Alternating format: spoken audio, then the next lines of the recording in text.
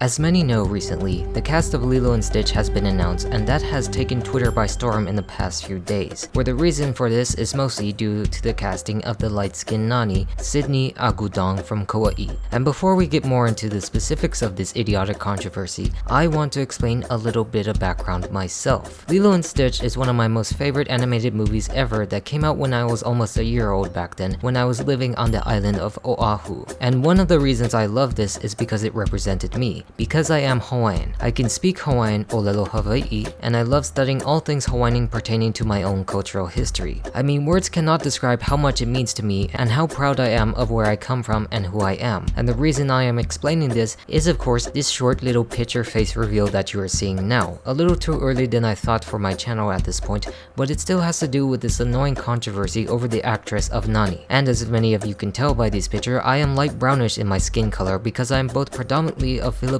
and Hawaiian ancestry, something that a few classmates of mine back in the day about 10 years ago told me I look Mexican Asian in that point of view, where unless I told you so like I did now, you probably wouldn't have thought I was Hawaiian or had any blood in me to prove it. And because of that, I feel like I need to explain the stupidity of this very argument in the case of Nani's new actor, Sydney Agudong, who is light-skinned and also Filipino like myself. How of course, compared to the original, she does not look like the Nani Pelekai who we know of, where the young actress for Lilo looks more closer in complexion to that very style and is Hawaiian, Maya Kealoha, whereas when extended to other actors like David Kavena, who was originally casted for actor Kahiao Makado, was also the same light-skinned tone, who was quickly recasted due to finding his Spotify playlist having a racial slur in it and now being portrayed by a newcomer, Kaipo Dutoit, where of course both of them are Hawaiian, and from what I've seen, they don't have a problem with that, but the problem with Sydney Agudong and just other Hawaiians being perceived as light-skinned, where this film portrays most native Hawaiians as darker. And stuff like this got me pissed off so much to research a bit more into the situation because of someone like me who isn't as dark as the characters in the movie, but without a shadow of a doubt has the native Hawaiian blood in him to prove it. For instance, my background is very unique and very distinct. I am Hawaiian on my father's side and Filipino on my mother's side. And in the case of my father, you wouldn't distinctly know that he is Hawaiian because he shares the same skin color as my grandmother, mostly white and of course a lot more lighter skin than someone like Sydney Agudong. Like I said before, in my case, if you saw my dad, you wouldn't even know he was Hawaiian unless he told you, or the same case with my auntie unless you heard her, because they both share the same skin color from their mother, my grandma, who was born in California. Similar in vein to how I have shared the same skin color from my mother, hence I am more darker in that case from my father, where of course if you saw my grandfather, he would more fit your definition of the native Hawaiian, as in the case of both parents, my great-grandparents shared that same blood of being mainly Hawaiian too. And if you saw them, you would definitely think that, where in my great-grandmother's case, her mother was native Hawaiian, but her father was actually white, born in Montana, whose parents were both born in England and moved to the States later on, where he moved to Hawaii and met my great-great-grandmother, who was actually born when Hawaii was still a kingdom just before the overthrow of the very government, as a fun fact for you to learn,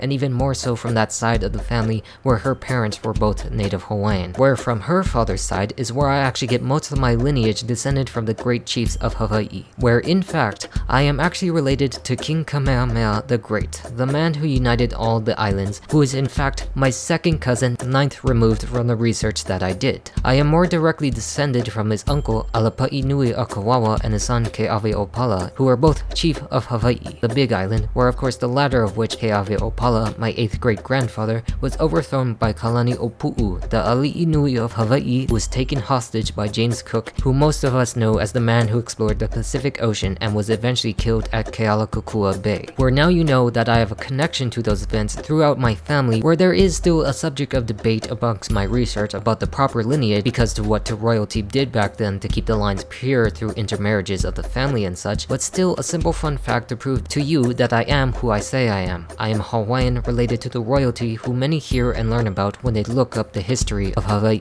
In fact, this lineage actually connects me closer to the original Lilo and Stitch more than you realize. We're actually from the same line as my 5th great-grandmother. I am actually related to Mark Keali'i Ho'omalu, best known for his contributions to the music of Lilo and Stitch, the two Hawaiian songs that most of you all know, He Mele no Lilo and Hawaiian Roller Coaster Ride, of which he wrote with the film's composer Alan Silvestri, who most of us know as from Back to the Future and the Avengers scores that we all know and love. Where establishing that fact makes you realize how important this film actually means to me, knowing that I have a special relation to the people who composed the very music of the film and directly involved with the movie itself. Or even more directly in my own family, I am descended from a lot of talented musicians and composers in Hawaii, where my great-grandfather was a saxophonist and his father was an alternate bandmaster of the Royal Hawaiian Band, the oldest and only full-time municipal band in the United States. All of which is more proof to show how much I can speak on this controversy and what it means, where I will also provide more context in the history of Hawaii in this conversation. Make no mistake, in this section I am defending a bit of Disney for their casting decisions and whatnot, where it is something I do not normally do because this announcement comes off the live-action Lilo and Stitch being terrible and awful like the rest of their soulless remakes, where this is no different, diluting animation as a medium, but still as a sole point of a gesture of understanding of Hawaii as a whole. I do agree with them that the decisions to go with her rather than someone is darker is terrible for representing Native Hawaiian or Polynesian descent, that most people go with being darker, but it opens up a clear lack of understanding by people who never been to Hawaii at all or understand who we are as a people. Because the background of Sydney Agudong comes from she was born in Kauai, where the story of Lilo and Stitch actually takes place. Her sister, more notably, is Sienna Agudong, who's more of an established actress starring most recently in the terrible Netflix Resident Evil series. No disrespect to her in any way, but the series as a whole, of course, is terrible, where both of them were actually born and raised on Kauai. Her mother comes from Tennessee from what I've seen, but moved to Hawaii and married their father, Kenneth Agudong, who by most articles is said to share the Hawaiian and Filipino ancestry that they're claiming Sydney has, being somewhat similar to my own case where once again, like I said, my father is Hawaiian and my mother is Filipino. But for some, many have also digged into researching showing that the grandparents on their father's side were both Filipino, being born and raised in the Philippines then moving to Hawaii, which of course disproves the fact that she is Hawaiian at all with the research that has been done, and a point for the miscast and colorism that Disney has done whitewashing a character. While I agree that is disappointing in itself, there are also many factors that haven't been discussed. There is not much to go on their family history other than those own records, and the parents tend to keep their lives more on the private side, where the only way to confirm this is having Sydney herself explain her background to how she got the part and ease people's fears in that regard, where there has been a lot of people sending death threats and whatnot, which is not okay in any way and still comes from a crowd of people who are not Hawaiian at all. And of course, this depends if this will be fully confirmed by the casting decision of the director, but from what I hear, Sydney is actually a great person from Kauai. From what I've researched about Sydney is that she is of age that, like Nani was in the film, being the older sister of Lilo, of course coming again from Kauai, and is even a singer in her own right, active in the community theater on Kauai from what I read online. A great person and well liked by theater folks it seems, where Disney seemed to pull from that background to cast her to fit that very story. Because the original Nani of course was voiced by Tia Carrere, at least that's what I hope her last name is, who is of course of Filipino, Chinese, and Spanish descent, promptly born and raised in Hawaii,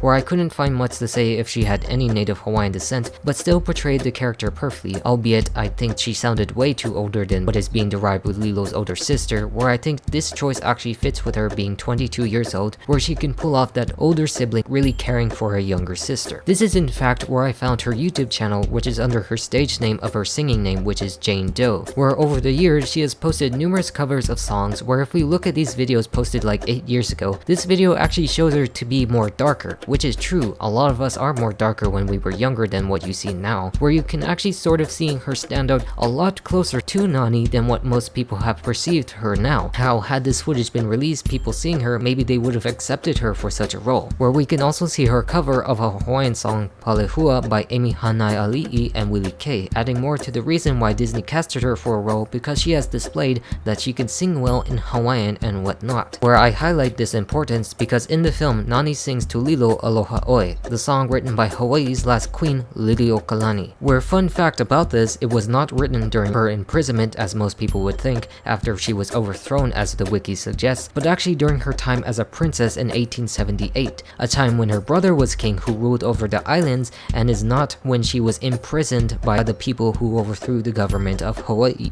which is simply another misunderstanding of history that most people have of Hawaii, going back to my main point fact that the song was originally meant to represent going far away from home, and how it seemed like it would be the last moment for both Nani and Lilo in the film. A strong message about two sisters that the film is primarily derived from. And from what I have seen, this is a strong case to why Disney actually chose her for that role, because she is from Kauai and she can sing. How she has been like her sister entering the acting business, and how Sienna in her own right was inspired by her older sister to actually enter that, and apparently has succeeded with that very definition. After all, you also do not have that large pool to choose from on the island, where there are about 5,000 native Hawaiians in Kauai County, where 15,000 are mixed race with Hawaiian, half are female, and only 25% of that would be in that age range that they were looking for. So in a pool of less than 2,000 people, they found someone who can sing, who can act the way they want, where I guess people are just not understanding that specific casting process, where many have pointed out despite this background of debatable Hawaiian, we also have the issue of hypocrisy of the black Ariel that they also chose to defend, while actually raging at the choice of the Nani. I'm not saying all, but people have been pointing out the disparity of the character who was a redhead in the original and now evidently blackwashed, that does a disservice to the character where the story takes place in Denmark. Yes, a mermaid might be fictional and pales into comparison to a real Hawaiian, who also, to be fair, is also a made-up character based on something that is not real, but taking that into context really highlights the hypocrisy for chosen characters and what Disney are particularly looking for. I do not like this, no disrespect to Miss Bailey, where I really think she can do a phenomenal job in the role, but once again, looking at the context of the role being cast is a character who is a redhead,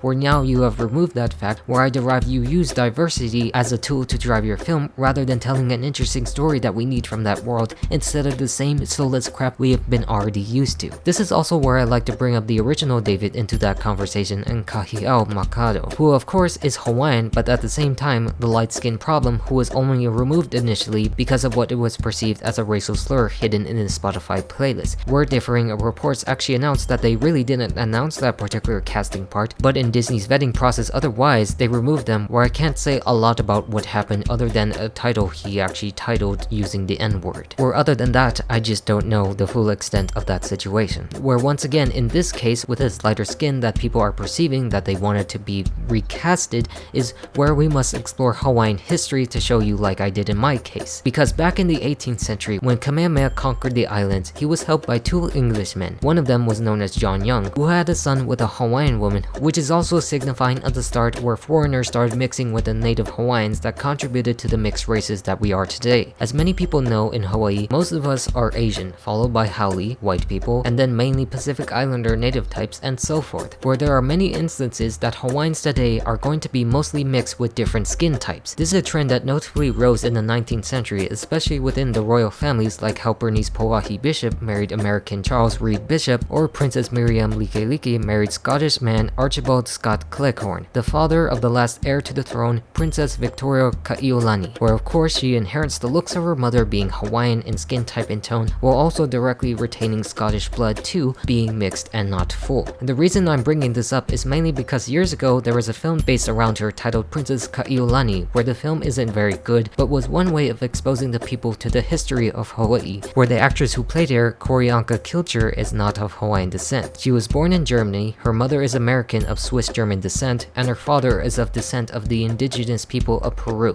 where her skin color is still very similar into the brown tone that you would derive from. As such, they would want in that very role. Of course, this film isn't big as Lilo and Stitch in any way, but there wasn't big of a fuss surrounding an actress who isn't Hawaiian, where at the very least, she portrayed that part very well to give a story that no one has heard beyond Hawaii at all, where she actually spoke some Hawaiian in the movie. And I would also like to add, her background also comes from growing up in Kauai, strangely enough too, just like Sydney. And also back on the subject of native Hawaiian backgrounds, for more research, is to dive and take a look at the House of Kavananakoa, the descendants to the claim of the throne of Hawaii, where David Kavananakoa was related to King Kalakaua being his nephew and listed in succession after Kaiulani, where his granddaughter was Abigail Kavananakoa, who passed away recently and also in these pictures looked predominantly white due to her father of Irish American origin. This is a case where we see, like many others, inheriting different skin tones from parents and whatnot, where she is native Hawaiian and the heir to the royal throne. Where once again, I would just like to add this to understand the stage of modern Hawaii to show you how many people are of mixed skin tones who have the Hawaiian blood in them. How there are many people lighter than me that have more of the blood than I ever do in terms of percentage of Hawaiian and can even speak more Hawaiian fluently, whereas in my case I am not quite there yet. I can speak and understand understand for the most part,